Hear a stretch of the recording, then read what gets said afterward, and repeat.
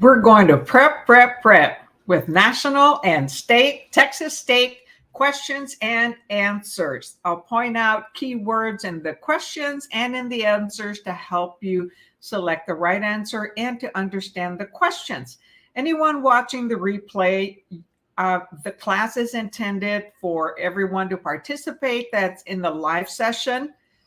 So if you're watching the replay, hey, just fast forward for what in between the questions, because I do give time to answer them.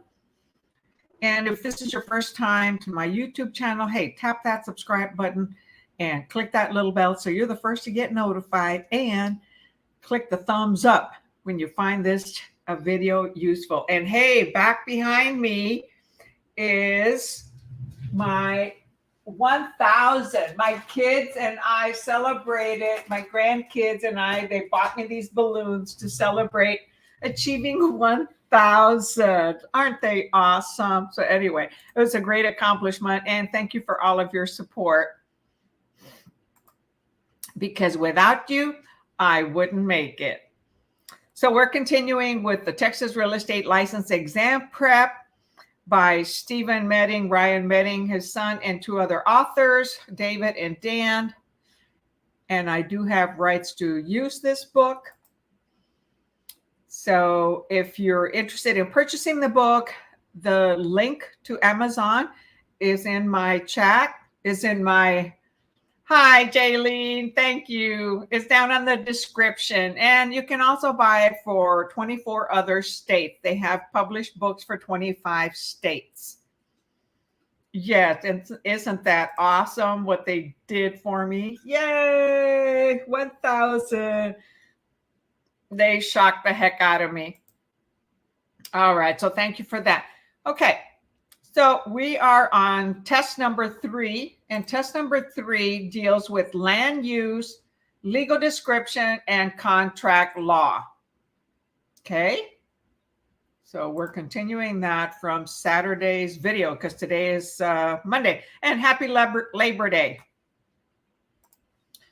Okay. So let's get with it.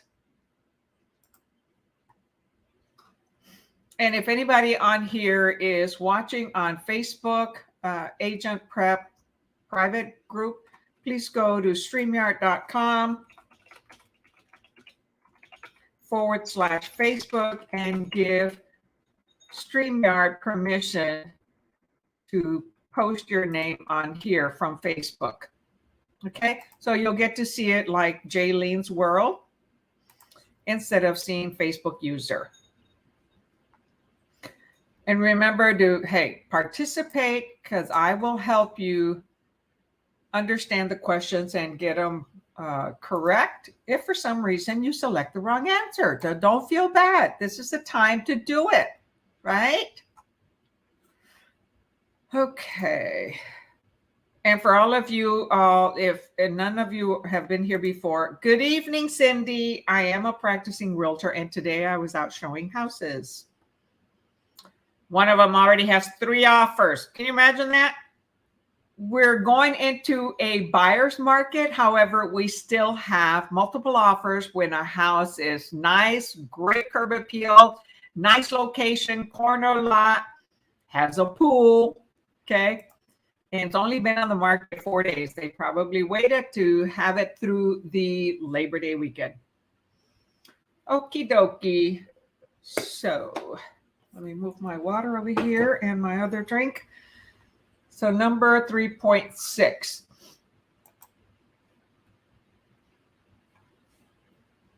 Okay. How does planned unit development, which is labeled as abbreviated as PUD, how does planned unit development zoning vary from ordinary zoning? A, it applies only to office parks. B, it incorporates a number of different zones within a single property boundary. C, it requires that multiple tracts of land be developed according to a single design. Or D, it requires developers to obtain a separate building permit for every structure. So this isn't a planned unit development compared to a normal ordinary zone. So a developer is doing this particular type of development and each unit is planned. Okay, Cindy says 6C. And yes, that is the correct answer. Remember, participate, don't be shy. And let's help you work towards passing this exam. Hi, Lisbeth. Good afternoon or good evening. So yes, the answer is 3.6C. It requires that multiple tracts of land be developed according to a single design.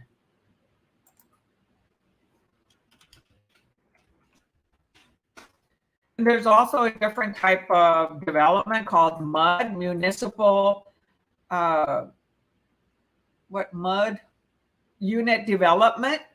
And so those MUD, those municipal unit developments, a lot of times will have their own public water, their own sewer, and that type of thing. And a lot of times they're used for 55 and plus developments. So 3.6 is the correct answer. Okay, number 7. Which of the following situations is most likely to represent an illegal non-conforming use? Okay, it's an illegal non-conforming use. Okay, A homeowner in a residential zone converts her residence to a private school. B, a homeowner builds a tool shed in a neighborhood where there are no tool sheds. C, a store owner remodels the storefront in accordance with regulations and then the zoning is changed to residential.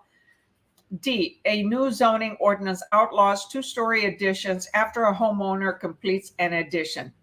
So which one represents an illegal non-conforming use? Type your answer in the chat.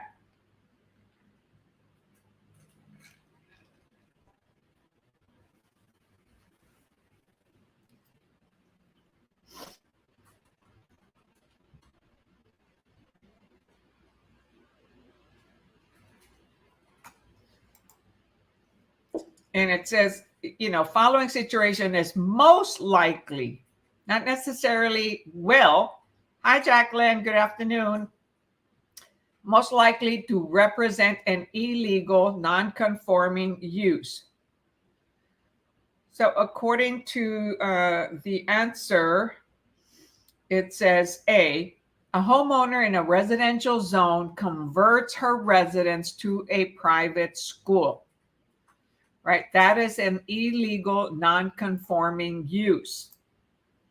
C, let's see, did anybody answer C? No. So A homeowner in a residential zone converts her residence to a private school. That is an illegal non-conforming use. Because the use, the zoning is residential, right? And it doesn't say that she applied for a variance. So yes, there are schools in residential areas. However, it has to be approved by the city. Those are city schools, not individual private schools. So 3.7A. Let's see, we had an answer of B.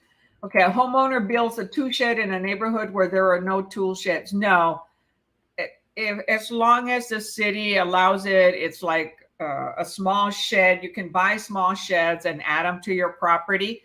Those are accessory buildings. And if they're not encroaching on anybody's property, now if it's huge, then they'll have to ask for a variance, okay? Like if it's the size of a garage and you're only allowed one garage, attached garage or a detached garage, then they would have to go to ask for a variance. However, here it's a tool shed in a neighborhood where there are no tool sheds. We can buy those little sheds and put them in the backyard. So it would not be B. That is not an illegal non-conforming use of the land, okay? So adding a tool shed is not a use of land. It's an improvement that's added to the land. the lady on A or the person on A, they changed a residence, okay, a home in a residential zone to a private school. That's a totally different type of use and potentially zoning. You get that, Lisbeth? So the difference is, on B, they build a shed. That's an improvement. It didn't change the zoning. On C, they remodeled the storefront, okay? And then zoning changed to residential. Then that would be a grandfathered in little store. And D, a new zoning ordinance outlaws two-story additions after a homeowner completes an addition. Well, they would be grandfathered in because the two-story outlaws ordinance happened after the completion, excuse me, of an addition. So that's why those wouldn't apply.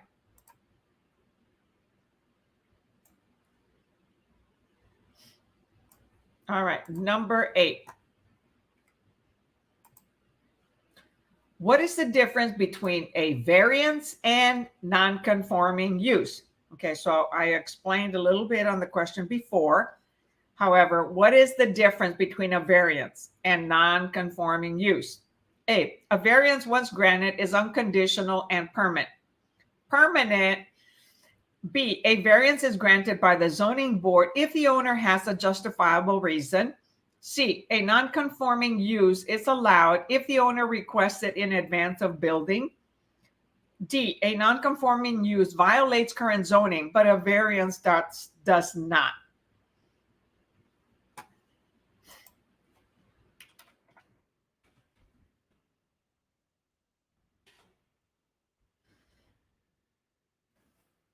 So let's see, what do I have so far? Come on, type your answer in the chatty chat. Okay, Fabiola. Hi, Fabiola. Good evening. So Fabiola says B. Anybody else? Type your answer.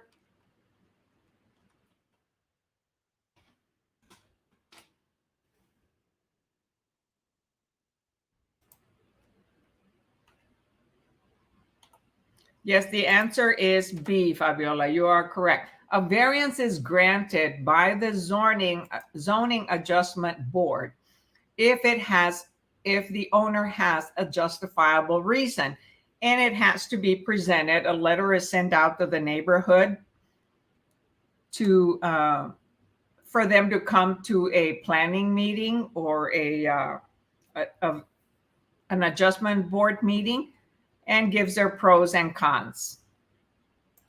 And if there aren't no negatives on it, then the variance board, adjustment board, zoning board will approve it. Okay, number 3.9.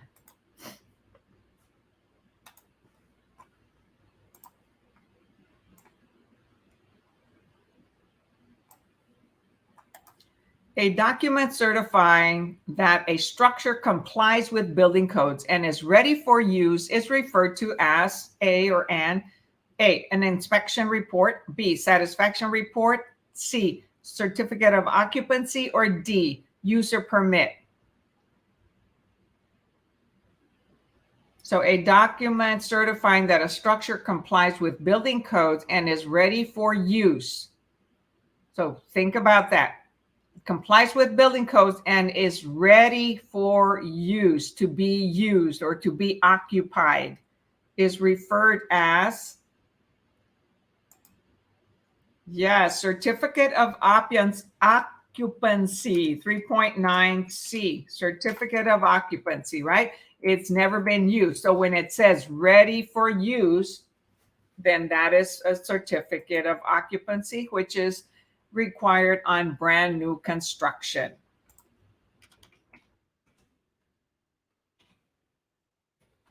So very good. All right, number 10.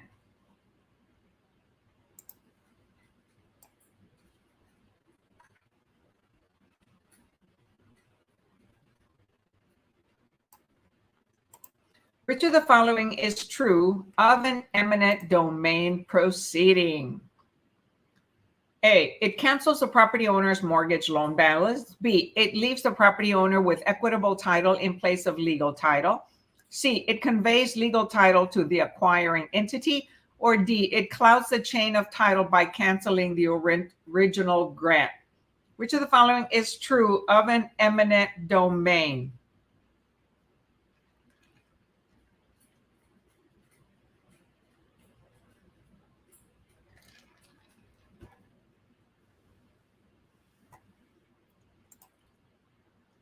Remember the difference between legal title or equitable title?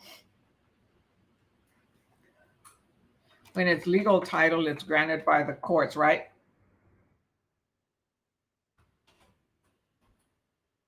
So the answer is C. It conveys legal title to the acquiring entity. And who is the entity? Okay, that is the community, the city, the county. So that's one of the police powers, eminent domain. So the city has the right to take property for public use. And when they go to court, that is taking action to acquire it and for the legal title to be conveyed. And legal title is conveyed through, right, the courts. But of course, they do have to pay a current market value. And if the owner does not approve, they can do an, what is it called? Inverse condemnation. Okay, because the action is condemnation. The right to take property for public use is eminent domain. It's a right. The action is condemnation. So the owner, if they're not happy with the offer they got, they can use inverse condemnation and take that to the courts. So 310C. Very good.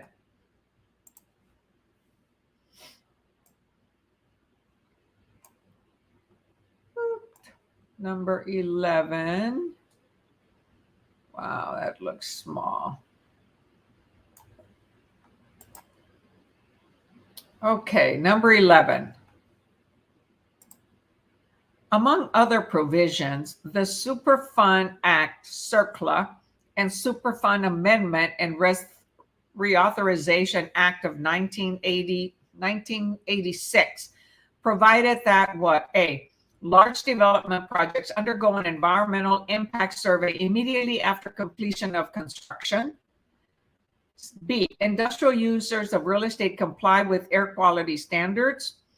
C, the EPA would give financial help to homeowners to remedy any hazardous situations resulting from radon, asbestos, or lead-based paint. Or D, parties responsible for improper disposal of hazardous waste could be charged for the cleanup. So among other provisions, the Superfund Act, CERCLA, and Superfund Amendment and Reauthorization Act of 86. So, of course, you'll need to know what CERCLA stands for.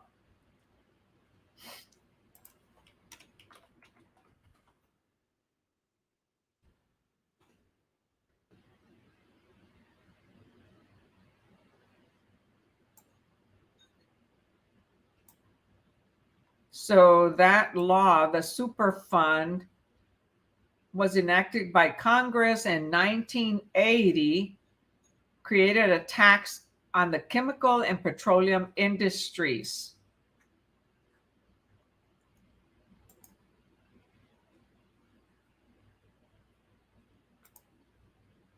So let's see, we've got 11A.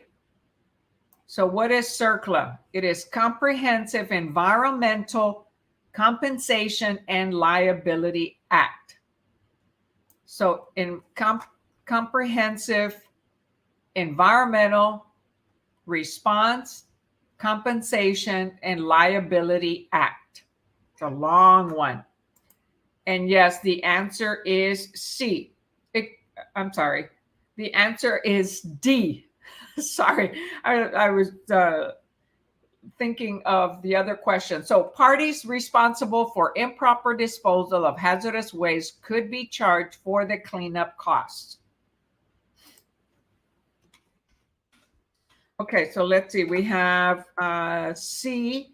C is the EPA would give financial help to homeowners to remedy any hazardous situation resulting from no. Okay.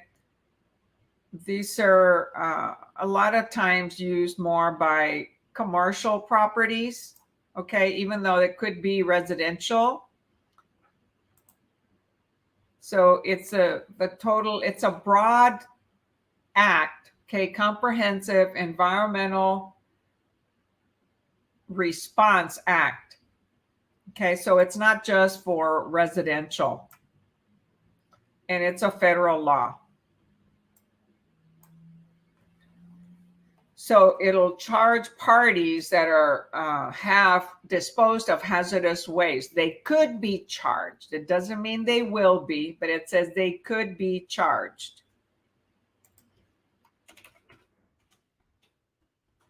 So let's see, you answered C. The EPA would give financial help to homeowners, right? That's limiting just that homeowners have hazardous waste, and they're not usually the ones who do have hazardous waste. It's usually commercial, industrial, okay, or agriculture areas, you know, lots of pesticides.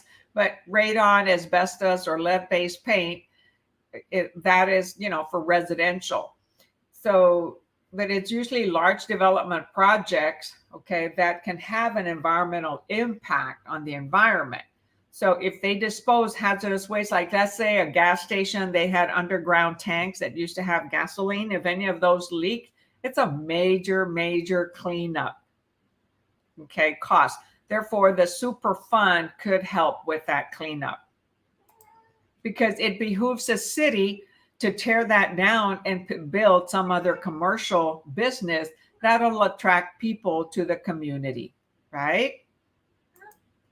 It's always about helping the community, helping the city grow in a positive way. Pootie, you got food. All right, number 12. Pootie Tigger, that's my half cat. You're going to say, why do I call him a half cat? Well, because he belongs to my neighbor downstairs, but he hangs out with us because I have a kitty window. All right, number 12. Public land use planning strives to balance which of the following potentially conflicting interests. So public land use, land that everybody can use, all the public. And they need to have a balance of which of the following potentially conflicting interests. A, individual property rights and the public's interest. B, public policy makers and community business leaders. C, tenant occupancy specifications and construction contractors. Or D, individual property owners and municipal planning agencies.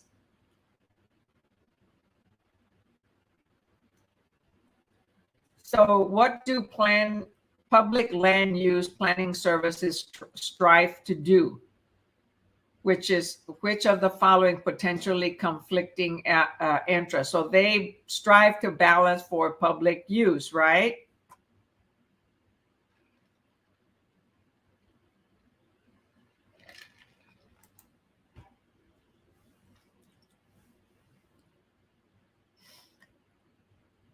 Well, they're not there to balance, okay, the conflict of policy makers and community business leaders. It's actually the planning, the public land use planning, the planning department where zoning, okay, regulations and building codes. So individual property rights and public interest to make sure that they're in balance. So if there's any commercial property being built somewhere close to residential, you know, the residential owners have, you know, property rights, okay, to say, no, I don't want that type of a business close to me. And then, of course, there's public interest. You know, what type of properties do they want to allow into the community? And yes, that goes to community business leaders like commissioners, mayors, you know, and policymakers. However, here it says public land use planning. What do they strive for? To balance which of the following? Conflicting interests. Okay, so A has the word interest in it: individual property rights and public interests. Hi, Lena Tubal. Okay, so your name is Lena, maybe. Good evening. So the answer here is A. Let's see what the answer says. The optimum management of real property usage must take into account both the interest of individual and the interest of surrounding community. While maintaining the value of an individual estate is important, the owner of an estate must realize that unregulated use and development can jeopardize the value not only of the owner's estate, but of neighboring properties. Okay, so building something yucky, in the area can impact the public interest of other homeowners around them, depreciate the property value. Okay, yes, it is, Lena. All right, good. So the answer is A. Individual property rights and public interest have to be balanced.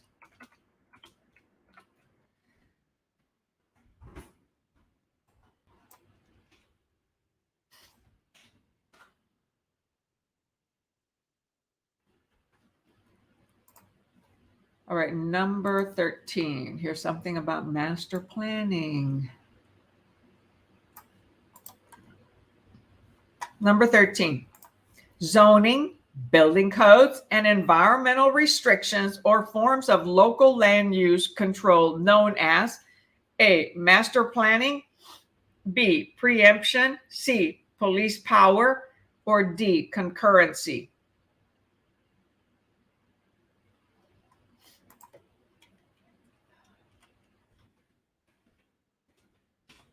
So zoning, building codes, environmental restrictions. No, it is not part of it says are forms of local land control.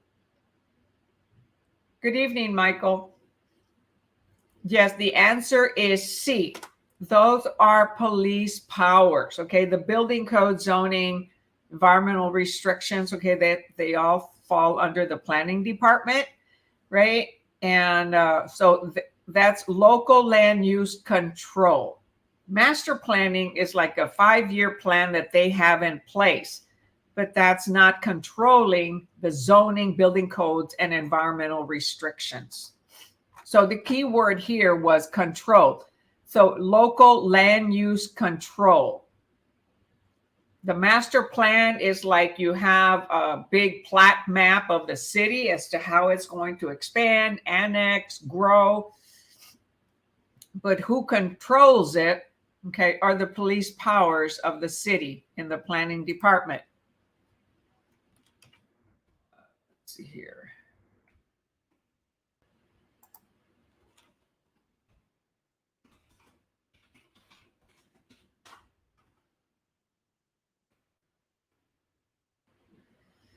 So, yes, 13C.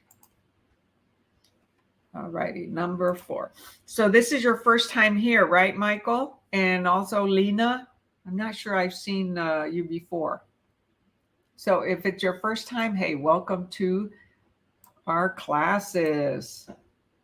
Our goal is to have fun, learn while we're having fun. Or have fun while we're learning.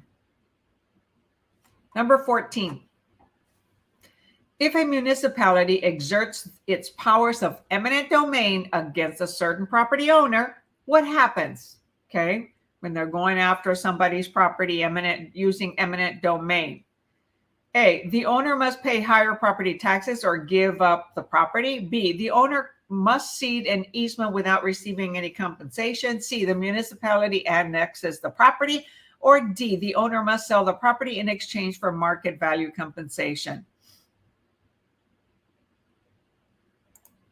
Okay, so Lena says she found the YouTube the other day and really appreciated the prep class. Awesome. Thank you so much, Lena. I hope you subscribed. If you haven't, do that today. Yes, the answer is D. Very good. All of you are correct. Awesome. The owner must sell the property in exchange for market value compensation.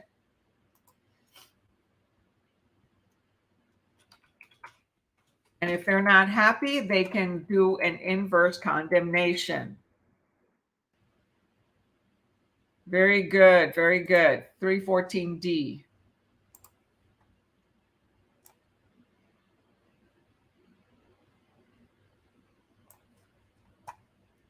Yes, I love when individuals find my channel. And that's the best way to do it, right? Search on Google or search on YouTube. Because YouTube is designed for education and entertainment and others, but the top two uses of YouTube are entertainment and education. And of course, my channel is education. Sometimes a little entertaining, but not like other entertaining channels. All right, number 15. To be valid, a local zoning ordinance must do what? So, must. It's almost like an absolute. To be valid. A, reasonable, promote community health, safety, and welfare. B, comply with federal zoning laws. C, apply only to unique properties. Or D, publish periodically in the local newspaper.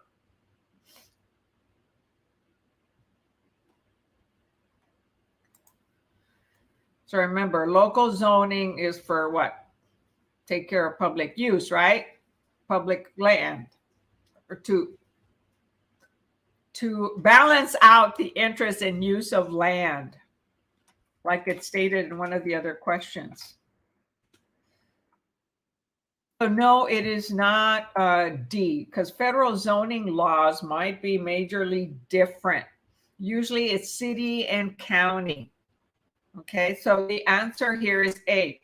To be valid, a local zoning ordinance must A, reasonably promote community health, safety, and welfare. Whatever is developed in the community and how the land is used and approved and what areas of the city or the county, what type of buildings can be built, it's for the community health, safety, and welfare. Right? You don't want a lot of industrial and construction where there's a high density of residences, okay? A lot of high density of people. You don't want a lot of bars around, schools and children. So it's for the community health, safety, and welfare.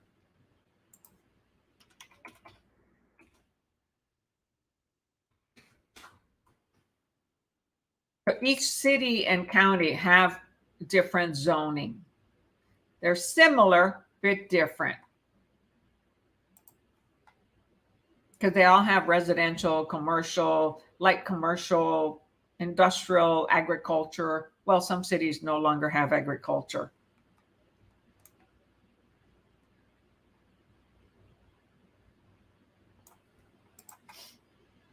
Okay, number 16. Did y'all get that?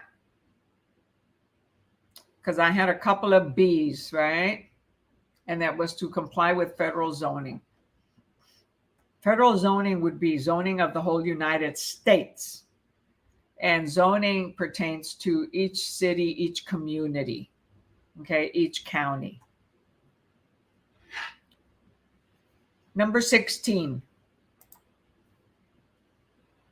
Why do communities require building permits? A, to promote development. B, to establish the basis for an inspection. C, to promote certificates of occupancy. Or D, to ensure that improvements comply with codes.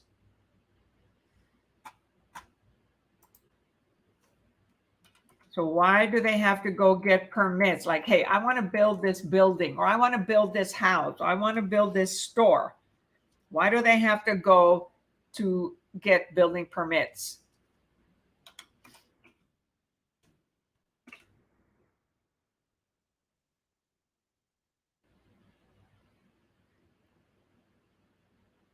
The answer is D, Lisbeth. To establish basis for an inspection? No, it is to ensure that improvements comply with codes. Okay, because on top, to be valid, a local zoning ordinance, okay, which provides, has the local zoning codes, building codes, okay, construction codes, is for the community health, safety, and welfare. Therefore, a permit is required in order to comply and ensure that improvements comply with all those zoning codes.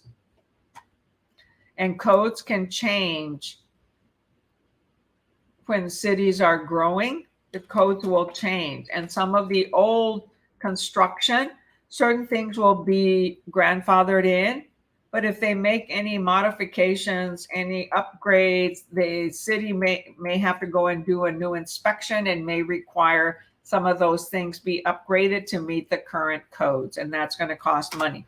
Older homes, they're not necessarily going to require it unless there's a risk of danger. Hey, like the robot in Lost in Space, danger, danger, danger, danger. I used to watch that. It was a funny robot, a tall, round, like 3 layers. All right, number 17. So 16 was D. What is the purpose of residential zoning? So why does the city have residential zoning? Okay, remember they have residential, commercial, light commercial, industrial, agriculture, R1, R2, R3, single family, multifamily, blah, blah, blah. So what is the purpose of residential zoning? A, to increase home values in neighborhoods. B, to regulate the density of dwellings in residential zones. C, to prevent families from residing in commercial and industrial sites. Or D, to maximize intensity of usage.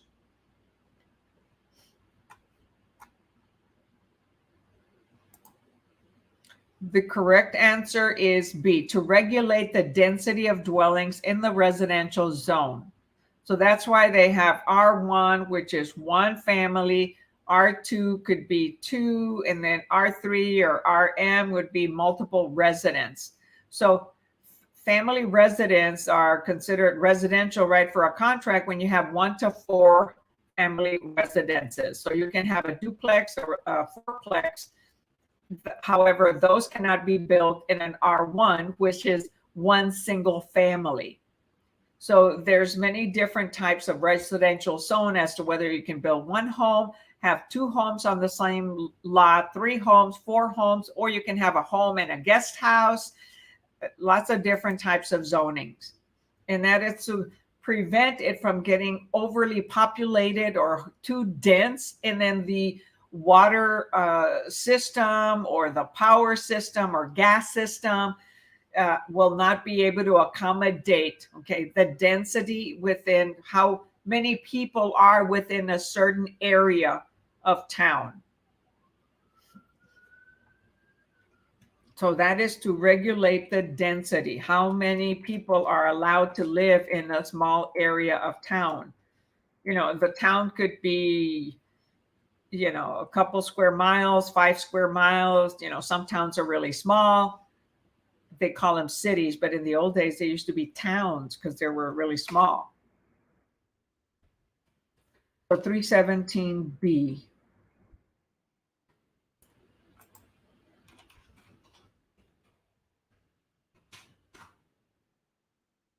And let's see what the book actually said. It says residential zoning regulates density by limiting the number and size of dwelling units and lots in any area.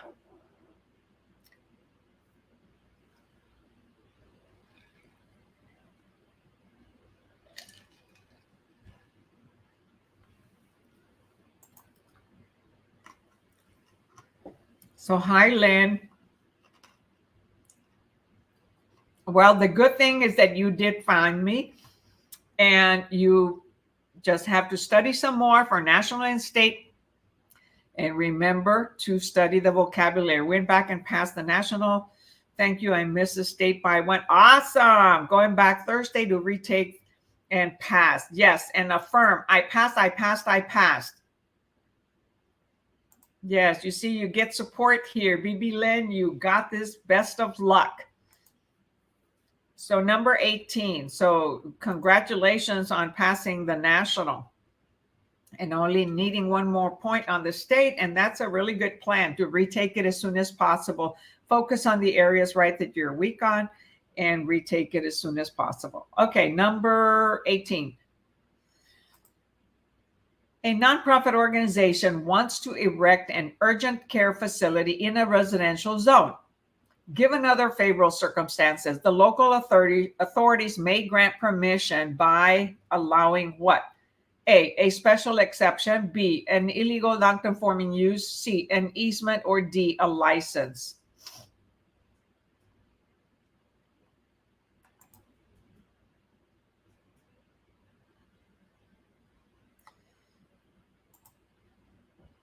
Yes, pass, pass, pass. Say, I passed, I passed, I passed. So you've got there, Cindy, congratulating you. And Michael, that's awesome. I failed the national and passed the state. Well, you missed the national. It just means you got to study some more. If that test didn't work out for you, and pass the state. Good for you. All right, number 18 is a special exception. Yes, so a nonprofit organization, you know, we do see urgent care facilities in residential areas. And so they're given a special exception, just like churches. Churches can be built just about anywhere. They're nonprofit, and they can be built in residential or commercial zoning. Okay, so Lizbeth says congratulations to both of you, to Michael and what's it? BB Lynn. Awesome, awesome.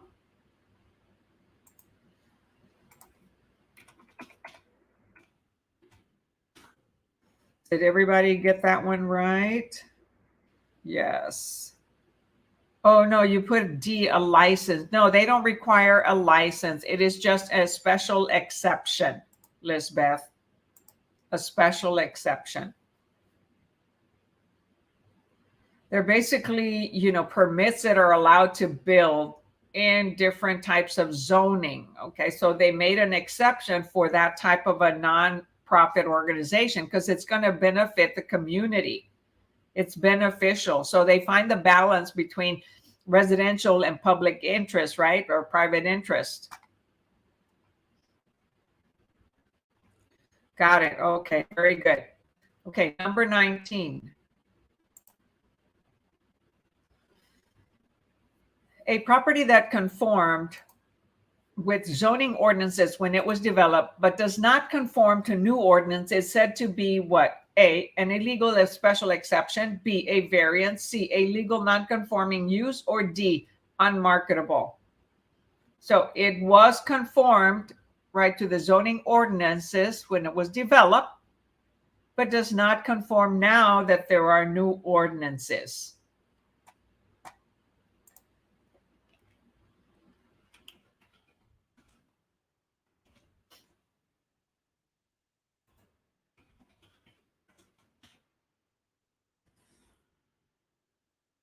So Lena says C. Anybody else? Come on, there's quite a few of you on here. And for those of you that are watching on YouTube, hey, remember to go give me a thumbs up and provide some support to my channel. I love some love. Send me some love and give me some support. It encourages me to do more videos like this. There's quite a few of you on YouTube. So go click that thumbs up. Hey, if you can't say anything nice, don't do a thumbs down, okay? So yes, it is C, 319C, illegal non-conforming use. B is a variance. So they didn't have to go ask for a variance, Lisbeth. This is a property that did conform to zoning ordinances before, okay, when it was developed, but does not conform now that new ordinances were made. Therefore, it is a legal non-conforming use.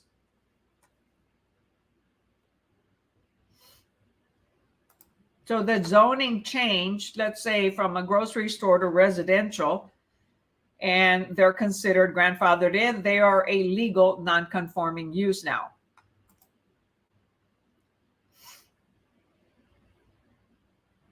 (319C). Got it? Okay, you got it. All right, number 20. The approval process for development of multiple properties in an area includes submission of what? A covenant of restrictions, B, a plat of subdivision, C, a court order, or D, a developer, a developer's pro forma. So there's going to be a development of multiple properties, maybe on a piece of land, an acreage, okay, in an area. Includes submission of what? What does the planning department, the zoning department, want to see from that developer?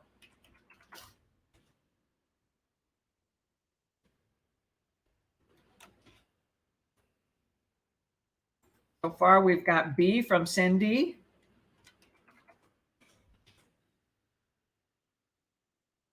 Anybody else? Yes, very good. The answer is B, a plat map of the subdivision. So a plat, it's a plat map. It's a map that has all the different lots drawn in, the streets, a curb and gutter, and that has to be approved by the planning department. And that'll be developed probably by an engineer. Okay, they do the survey and then an engineer does the planning map. Sometimes an individual can do it themselves. However, it requires measurements and making sure that there's enough space for the street and not oversized lots or undersized lots. And it has curb and gutter. Some areas out in the county will not have, necessarily require curb and gutter because the zoning is less strict than in the city.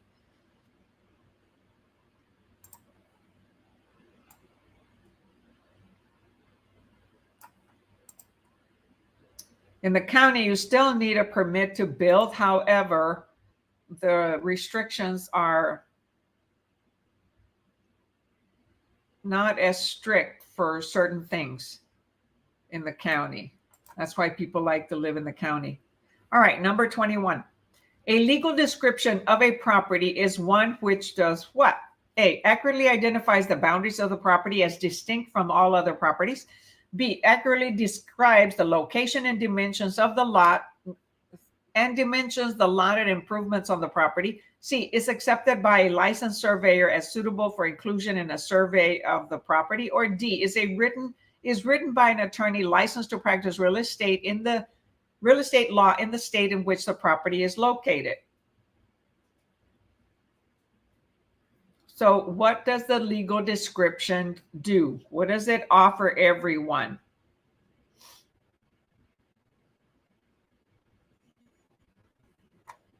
All right, so far I've got A. That's awesome. Yes, the answer is A. It accurately describes the boundaries of the property as distinct from all other properties. So that's how a property is identified in the title report, on the county records, in the warranty deed, in the deed of trust, anywhere where a property is described, it is described through the legal description, not necessarily the address. The address could be inaccurate.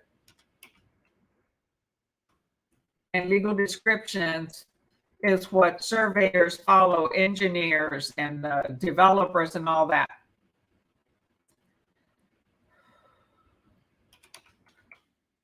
So the surveyor will develop the legal description for each piece of parcel when there's a new development done. So it'll have like subdivision, Dominguez subdivision, block 5, lot 3, okay, or lot 1 through 10, that type of thing. And whether it's northwest or northeast, if it's required, if it's decided it needs that. 321A. All right, number 22. And all of you got that one. Let's see. Yes.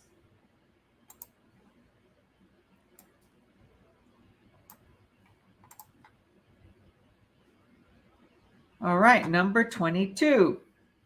The essential elements of meets and bounds systems are A, parallel, baselines and meridians, B, boundaries, distances, and baseline, C, reference points, angles, and distances, D, lot number, section, and ranges. So remember, when you have meets and bounds, it's like a lot and block survey. So they have a starting point, they use markers and da-da-da-da-da. Sometimes metal markers, metal pins, or pieces of wood. And they'll put flags, when the surveyor does it, but those disappear. And if it has angles, they'll say the degree of the angle. So yes, the answer is C. Reference points, angles, and distances. Remember, every piece of land, every lot, basically has 4 sides, right? Like a square or rectangular. However, some of them curve, so they've got to get the angle, degrees, whether it's going east, north, south, west, southwest, southeast, northeast, northwest. It's a lot of. Hi, Ruth. Thanks for joining us. So 322C. I type it on there. Yeah, I did.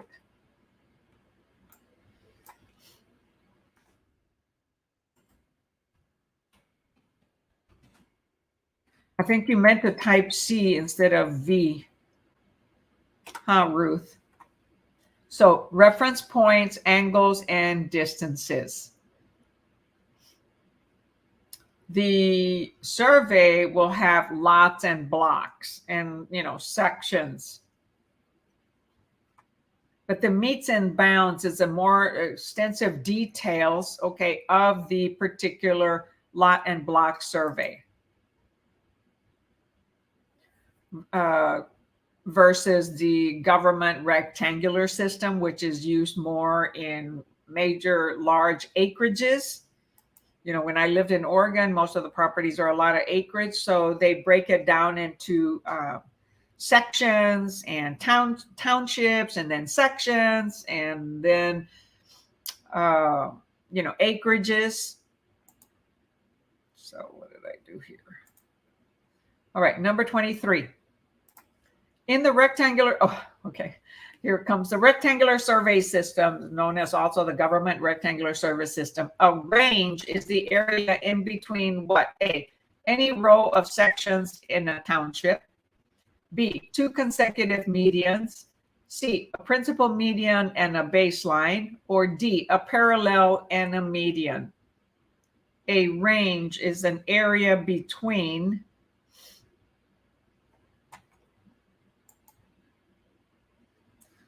So number 3, no, it is not principal meridian and a baseline.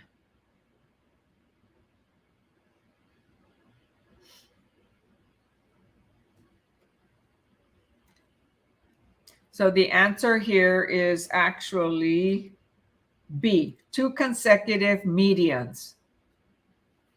Okay, is the range.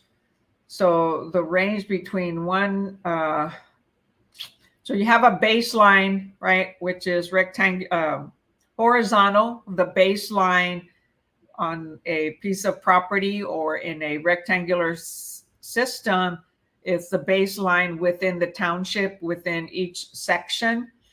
So the range is the area between 2 consecutive medians. So a median can run vertical, principal median, and a baseline horizontal.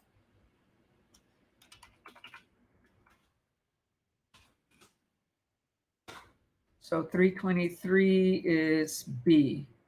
So some of you answered A, any row of sections in a township. No. So it's actually for a range. So range is from one to the other. Okay. So like a range from 1 to 3, you have 1, 2, and 3. You have a space between 1 and 2 and a space between 2 and 3, even if it's just a line. So that is a range. From 1 to 5 is a range, okay? So any row of sections, that's only one row, okay? Versus 2 consecutive medians. They have to be right next to each other, just like from 1 to 3, you have 1 to 2 and 2 to 3. Right, so you would have, 2 medians there. You wouldn't go just 1 dash to 3. You would go 1 to 2 and then 2 to 3. They're consecutive.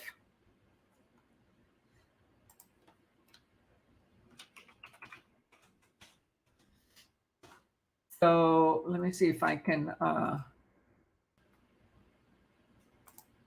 search here a rectangular. See if I can see a quick picture of rectangular survey system. So you can see it.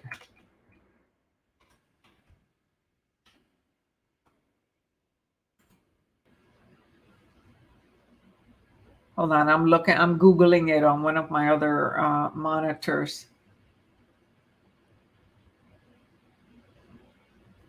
So, okay. So I'm going to bring it to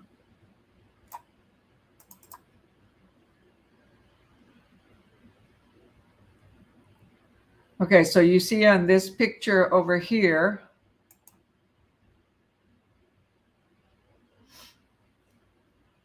you have the meridian and the baseline. So a range is between this meridian here and this meridian here.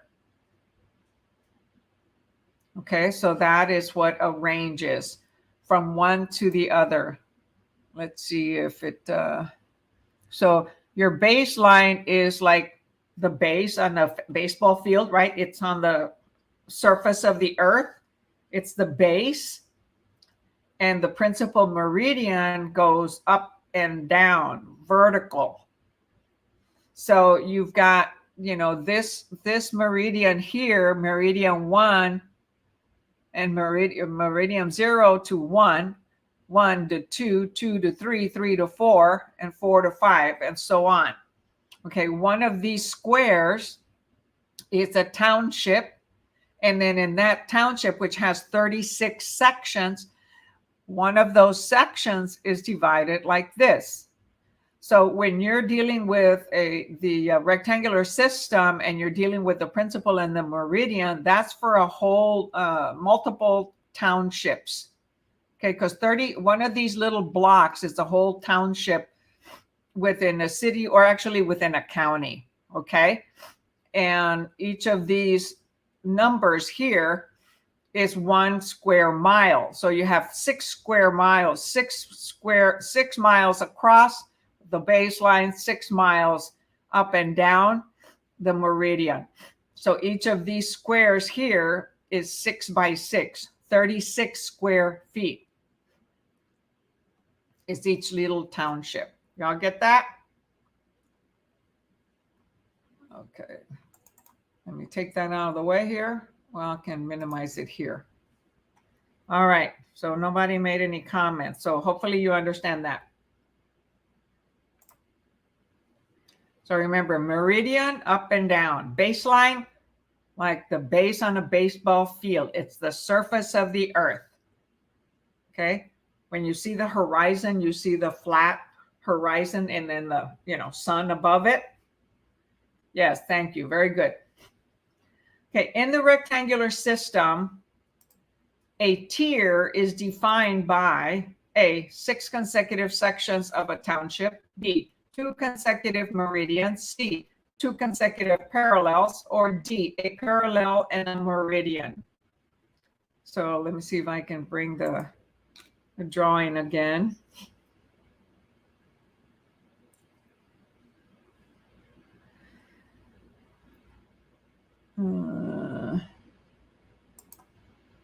So the Public Land Survey.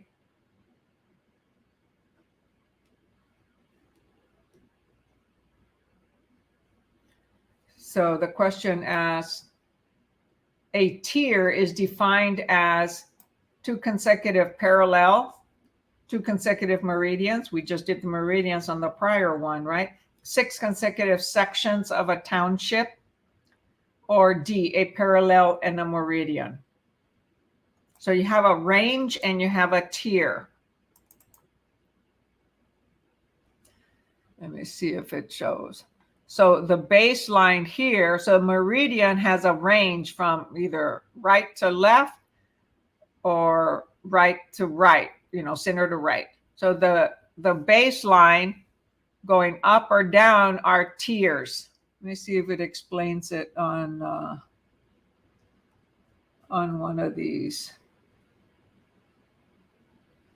I'm looking to see if it explains range and tiers. See, like here, you have from west to east, from meridian 0 to the first one, that's a range. It's going from center to left or center to right. It doesn't say tiers on the up and down, but from the baseline going up on the principal meridian, it'll be a tier. Like you have multiple tier levels. Yeah, it doesn't explain. I don't see it really quick. Okay. So on the other question, it was the area between, a range is the area between two consecutive meridians. Here, a tier is defined as two consecutive parallel, something parallel to the baseline. So 324 C. And parallel is also vertical parallel or horizontal parallel.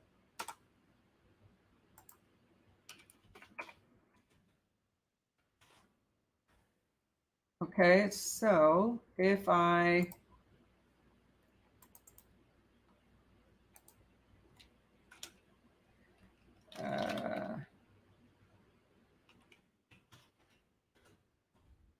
I say fit tiers. It's not fit tiers, it's tiers. So I Google things real quickly. Rectangular survey system tiers. Come on, not filters.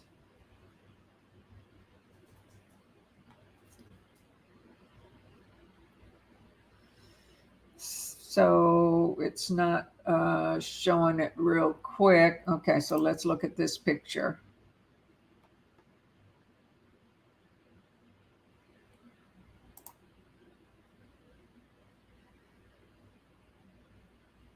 So tier is going from one level up or one level down, okay? And it's consecutive. But it can be vertical parallel or, oh, it's opening a PDF. I don't know if that's going to help. That's taking too long. Let's go back. I think I saw something here with Joe Juder, and I think he has a oh no, but it doesn't mention that. He's got a good video, okay, on tiers and ranges on that system. So you might want to go back and view one of his videos of the rectangular system.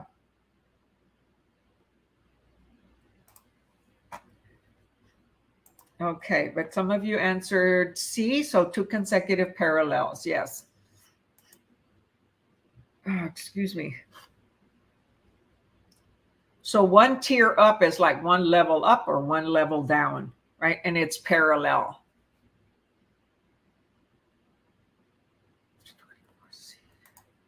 All right, number 25. This will be the last national question.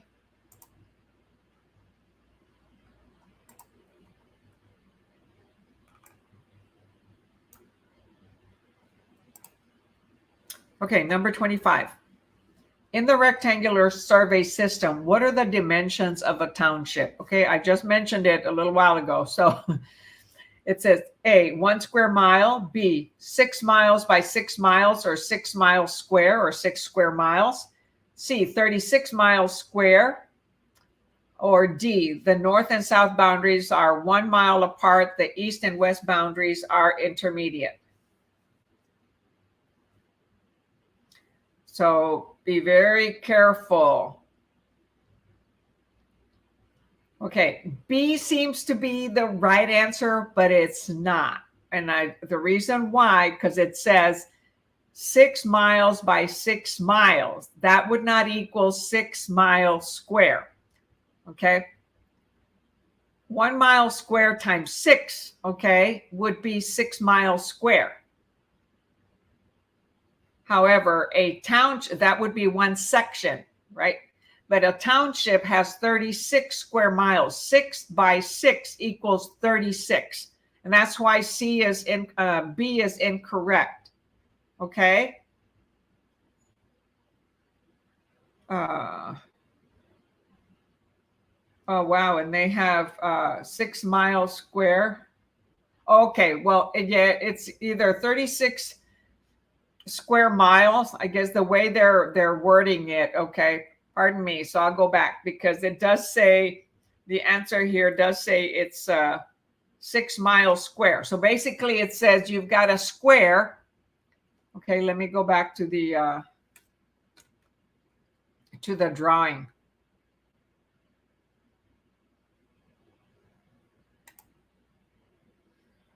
Okay, a township. Let me look at a better.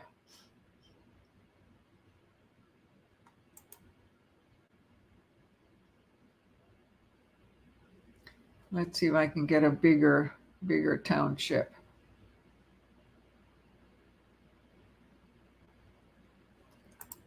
Okay, so this one here is a township. You have 36 squares. Each one of those squares is a section.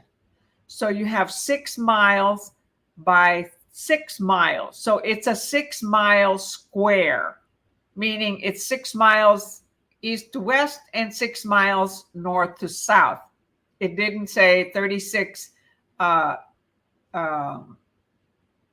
square feet or square miles. 6 times 6 would be 36 square miles, but it said 6 miles square. Okay. So 6 miles square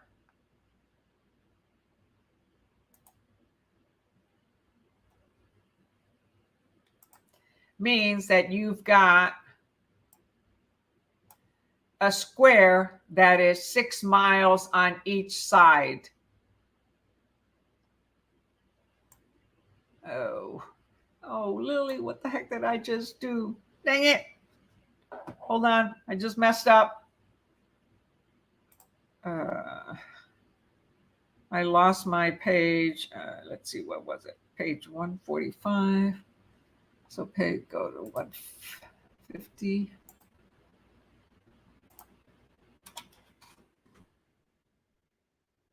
So we're on what question? We're on 324, 325, right? So you see, I messed up because I was multiplying it 6 by 6. Okay. So this is a township. Okay. And the regular government rectangular system. So the dimensions of the township are 6 miles by 6 miles. So those of you that type B, you are correct. It is a square, 6 miles square. Okay. So when I said, no, it's not that one, it's 36 square miles. Well, 36 square miles is correct because it's 6 miles by 6 miles. But it was asking, what are the dimensions? So the dimension, it wasn't asking for the square footage. Okay. It was asking, what are the dimensions? 6 miles by 6 miles. Thank you all for helping me. So do you get that? Why I screwed up when I said 36 miles square? It's not a 36 mile square. It's not 36 miles and 36 miles. If it had said 36 square miles, that's when you multiply 6 by 6. But here it says, what are the dimensions? It didn't ask for the area. Okay, it asked for the dimension. 6 miles by 6 miles, or a 6 mile square. 6 mile square. Okay? So we got to be real careful there not to mess up like I just did. So Cindy, I think you had B, and you are correct the first time. Don't doubt yourself. You should have said, no, Lillie, you're calculating it for square footage, and that's not what they want. Or square miles, okay. So 325 is B. Very good, very good. Okay, any questions on this? And we're going to shift to Texas state questions.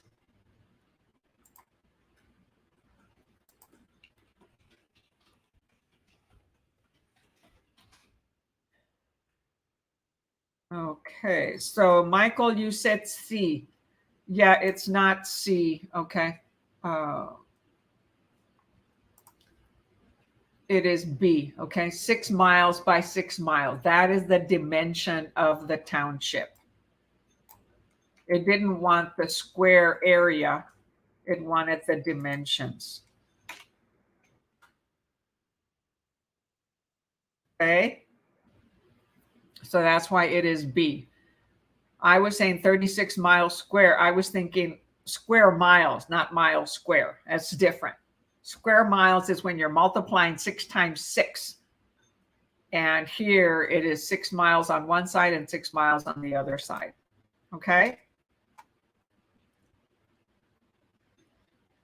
All right. So we're going to shift to Texas questions.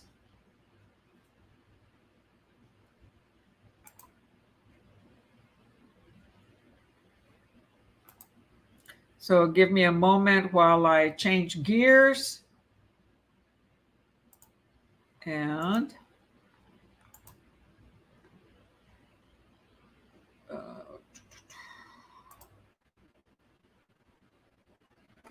all right. Oh, I'm still using Kindle, I mean. But I'm changing documents.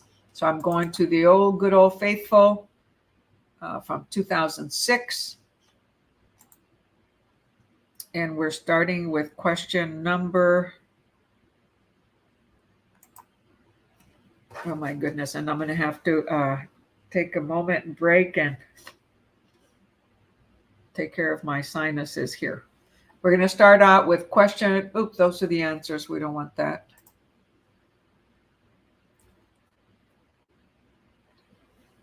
We're going to start out with number 96.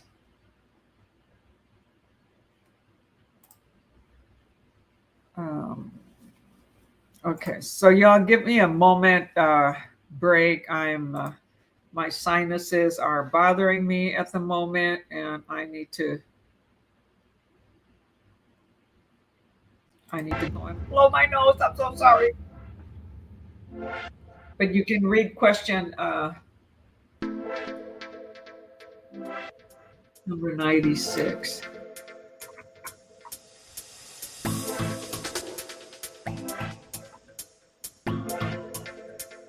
I'll be right back.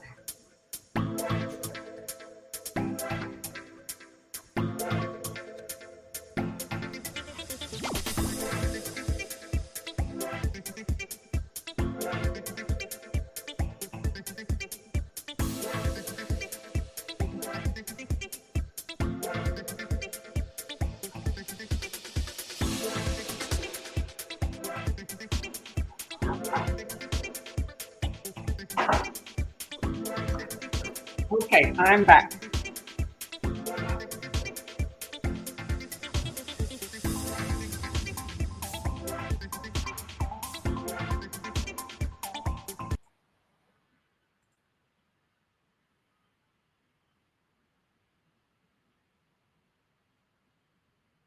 The wording went blurry. Okay, so the resolution that I have is the same. You may, it might have gone blurry because I changed documents, but if your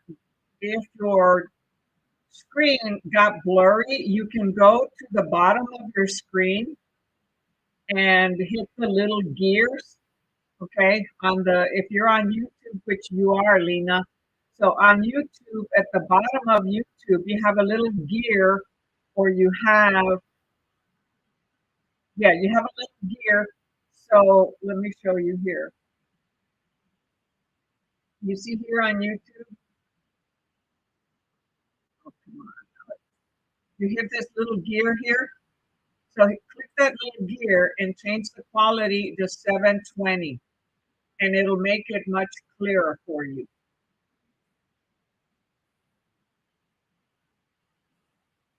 Sometimes the resolution can change on the document. However, it's usually, if you can't see it clearly, it's usually going to be at your end versus mine. I mean, sometimes it could be mine, okay? However, in this case, I zoomed in, okay? And so it should, be clearer because I'm doing it for individuals to be able to see it on their computer or on their phone. Thumbs up. Okay, good. Let's see here. Log out and log back in to see if it's on my end. Yeah, Lena, hopefully you saw what I did to go down to the gears on the YouTube video itself and then change the resolution to 720. All right. Anybody watching the replay, hey, just fast forward. Lots of laugh. I was trying to search the emoji. Okay. Thumbs up emoji. All right. Number 96. These are Texas state questions. Anybody that's here national, we have now shifted to Texas state questions.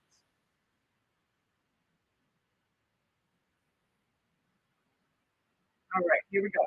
Which of the following is not an addendum promulgated by the Texas Real Estate Commission, known as TRAC? A. Addendum for seller of the property by buyer.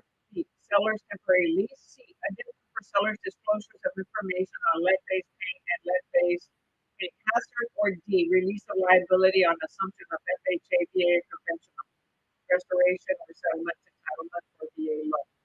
So which one is not a promulgated TRAC document? So far, Elizabeth says C.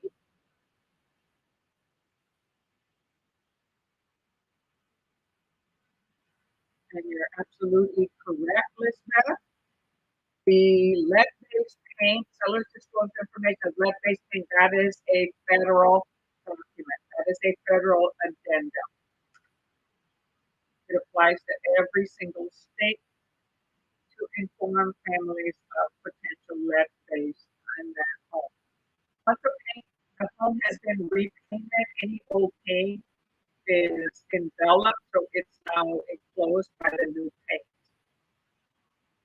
However, if they start scraping like outside or inside, then on an older paint, they don't know when it was put on there, and if it's prior to 78, it will probably have lead-based paint. I sound far away, maybe because now I have congestion. Let's see, if I can increase the volume. Volume. My volume is all the way up, so I can't change that anymore. Sorry. All right, number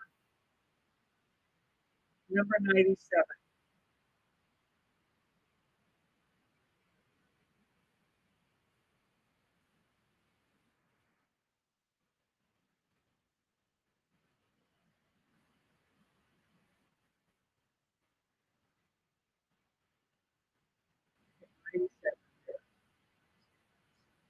Hopefully you can hear me better. I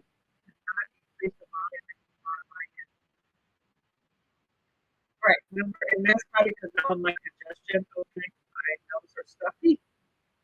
97. Salesperson Sydney failed to complete his mandatory continuing education, MCE, right? You're required to take 90 hours of MCE within your first 2 years. And this is, some of these may be outdated, I point them out. So, mandatory MCE prior to expiration date of the current license. On the 5th of the month following the broker, a deal worth $30,000 commission to him after the broker gets his share. Which of the following statements is true?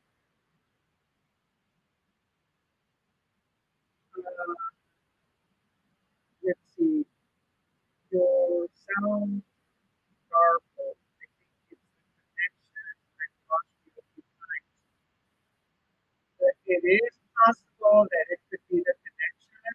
So, you know what? Because I went,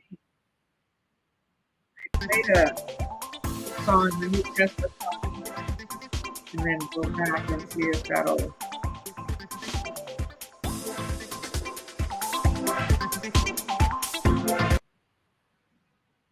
Let's try and see if maybe that'll work now, or I'll just have to speak a little louder. Okay, so. All right, so A, even though Sydney sent his license fee to the state before the expiration date of the current license, he committed an illegal act because he had not completed the required education. B, fortunately, Sydney paid his license fee before the deadline and was issued a new license with a requirement to pay an additional $200 and complete this education within 60 days. C, Sydney committed an illegal act and is subject to a fine and denial of an ability to reply for a new salesperson license. Or D, none of the statements are true. Good. I'm glad it's better. So maybe it was when I changed to the music, it lowered the volume. So I increased it on there. Yes, the answer. Okay, well, I'll give you a little time to answer.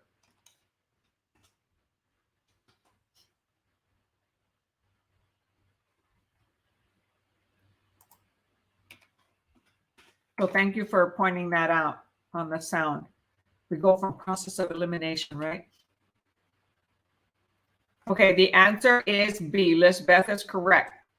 So fortunately, Sydney paid his license fee before the expiration date and was issued a new license with a requirement to pay an additional $200.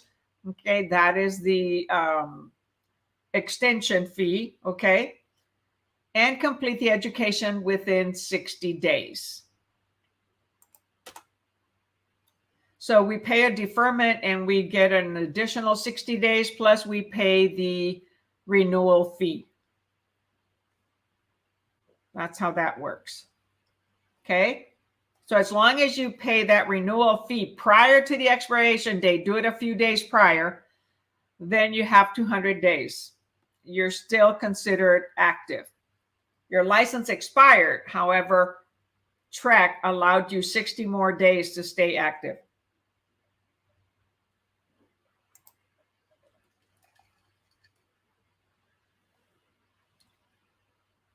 And that is very crucial because sometimes that question comes up several times. All right, number 98.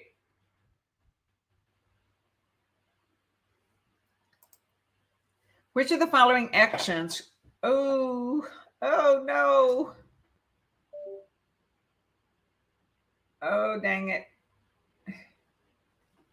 Hold on, y'all. I disconnected something here.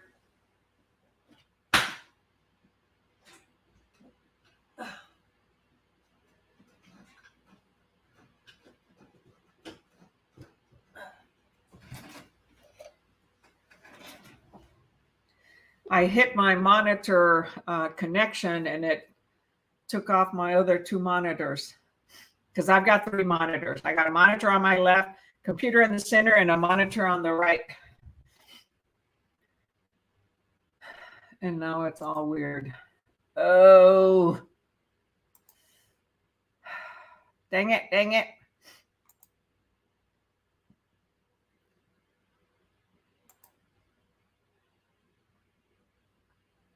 Okay, so type your answer for 98 while I get my other screens here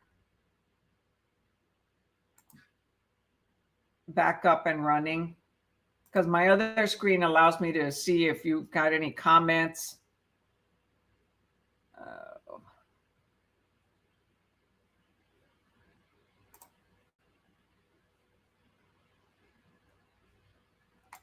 Okay, I'm back up and running. All right, 98. Which of the following actions could leave a broker open to charge of practicing law without a license? A, advising the seller that the property is overpriced and therefore unlikely to sell. B, advising a seller that, in the broker's opinion, title to the subject property is not valid. C, advising a purchaser to obtain a lawyer's opinion of title or a title insurance policy. D, adding factual statements and business details requested by the principal to standard form promulgated by TREC.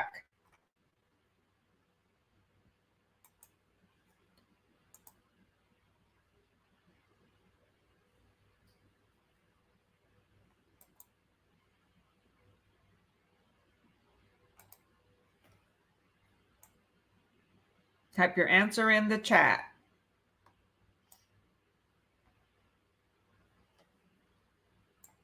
Okay, so far I have D. And unfortunately, it is not D. So which of the following could leave a broker open to charge of practicing law without a license? Yeah, actually, the answer is B, right?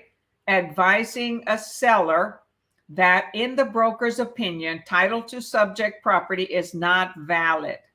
We're not attorneys. We cannot do that. We have to, it's a broker's opinion, okay, to the status of the title or the sufficiency of provisions in legal documents, okay? We do not do that.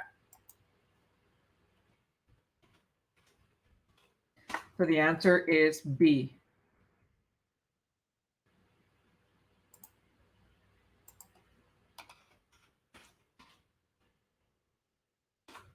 All right, number 99.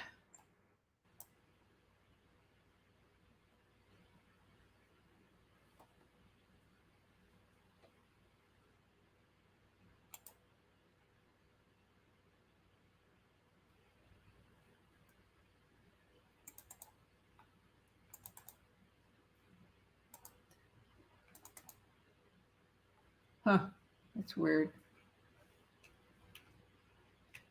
399, so this would be maybe 400.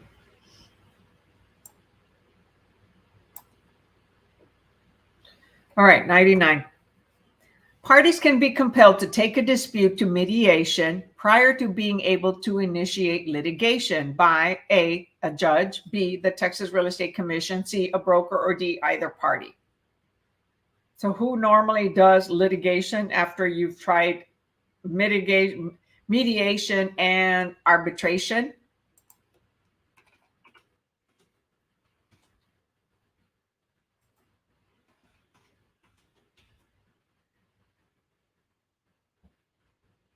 Type your answer in the chat. So where does litigation normally happen? No, it is not TREC. Litigation is with a judge. It's A.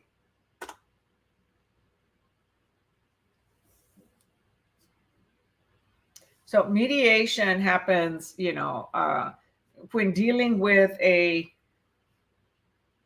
difference of opinion on a contract. This is not a complaint on a realtor.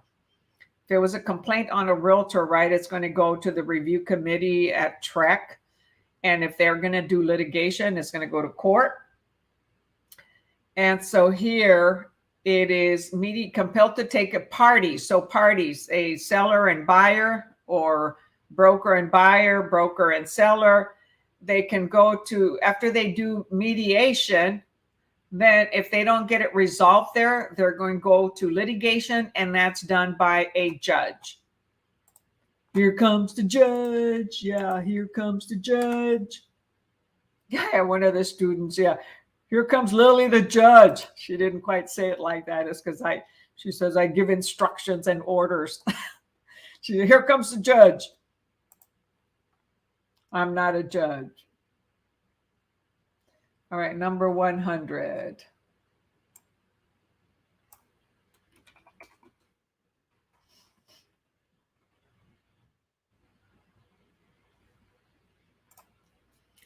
A real estate salesperson decides to sell their own property without using a broker. In offering their property for sale, what must the salesperson do? It's a must, okay? What must we do? This is a must do absolute. A, must disclose the name, address, and telephone number of the sponsoring broker. B, is prohibited by law from selling their own property without using a broker. C, must disclose to the buyer that he holds a real estate license. Or D, he is exempt from the need to disclose anything since he is acting solely as a private citizen. Ha ha ha. Private citizen with a license degree, with a license, a real estate license, right? Real estate education. It could be a degree, right? Because now there are real estate degrees. Yes, the answer is C. They must disclose to the buyer that they hold a real estate license in the particular state. So a Texas real estate license. It can be a license from another state.